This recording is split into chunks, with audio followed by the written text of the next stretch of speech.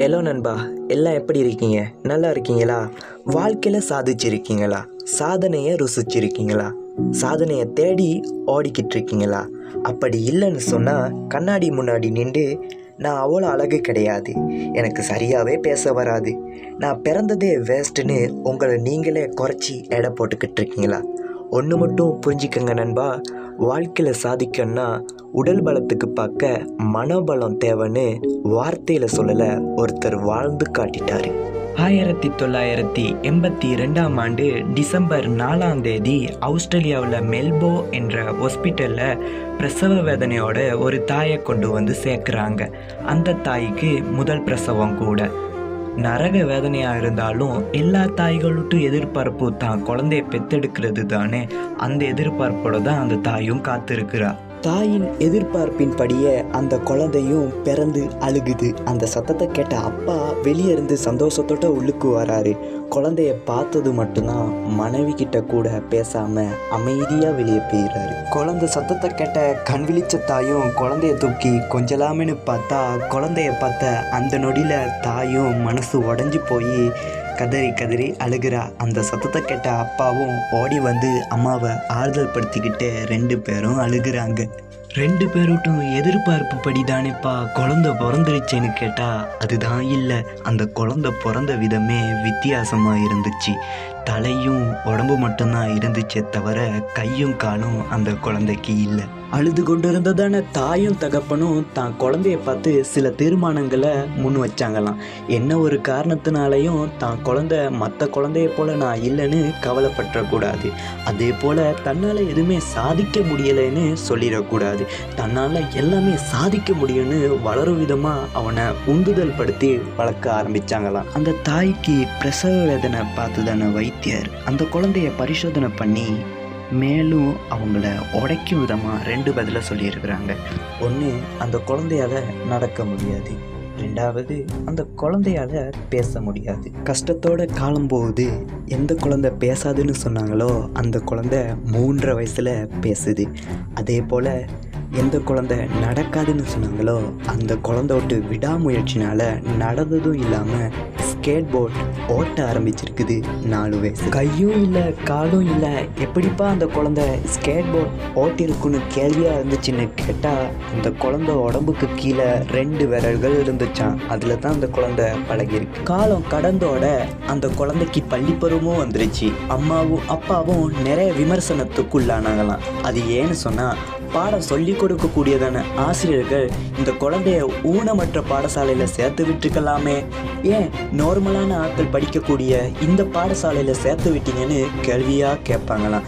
அதுக்கு அம்மாவும் அப்பாவும் ஊனமற்ற பாடசாலையில் சேர்த்து விட்டால் இவனை நல்லா பார்த்துக்குவாங்க தான். ஆனால் அவங்கள பார்த்து இவன் ஐயோ நான் குறைவோடு பிறந்துட்டேனே, என்னால் ஒன்றுமே சாதிக்க முடியாதுன்னு மனசளவுலையும் நினச்சிடக்கூடாதுன்னு சொன்னாங்களாம். அந்த கஷ்டத்தின் மத்தியில் அம்மாவுக்கு மேலும் 2 குழந்தைகள் பிறந்திருக்கு, எந்த ஒரு குறைபாடும் இல்லாமல். அம்மாவும் அப்பாவும் முதல் குழந்தை நார்மலான குழந்தைகளோடு சேர்ந்து படித்தா தான் குறைபாடு விளங்காதுன்னு நினச்சாங்களோ, அந்த நார்மலான குழந்தைகள் எல்லாம் குறைபாடு உள்ளதான இந்த குழந்தைய பகடிக்காயாக பயன்படுத்துமா பாடசாலை நேரங்களில். ஆடைகளை கிழிக்கிறதும் இந்த குழந்தைய தள்ளி விடுறதுன்னு. பாடசாலையில் இருக்கக்கூடியதான குழந்தைகள்கிட்ட சுட்டித்தனத்தினால குறைவோடு பிறந்ததான இந்த குழந்தை அம்மா கிட்ட போயிட்டு அழுகுமா, அம்மா கடவுளுக்கு என்ன பிடிக்காதம்மா, அதனால தான் கடவுள் என்ன இப்படி குறைவோடு பிறக்க வச்சிட்டாருன்னு சொல்லி அழுகுமா. அதுக்கு அம்மா சொல்லுவாங்களாம், எனக்கு எத்தனை குழந்தைகள் இருந்தாலும் எத்தனை குழந்தைகள் பிறந்தாலும் எல்லாம் குழந்தைகள் தான், ஆனால் நீ எனக்கு கிடைச்ச பொக்கிஷம்.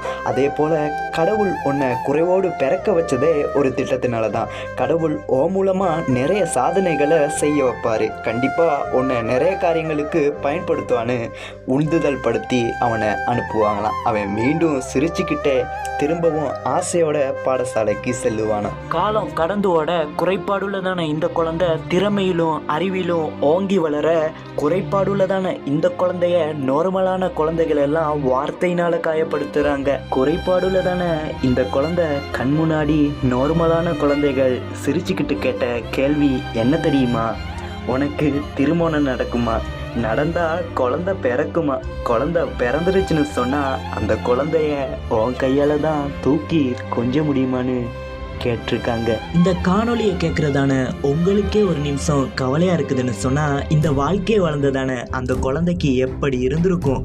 வாழ்க்கையே வெறுத்து போனதான அந்த குழந்தை வாழ்க்கையே விட்டுருவோன்னு முடிவெடுத்து வீட்டுக்கு புறப்பட்டு வந்து தண்ணி தொட்டிலையும் விழுகுது.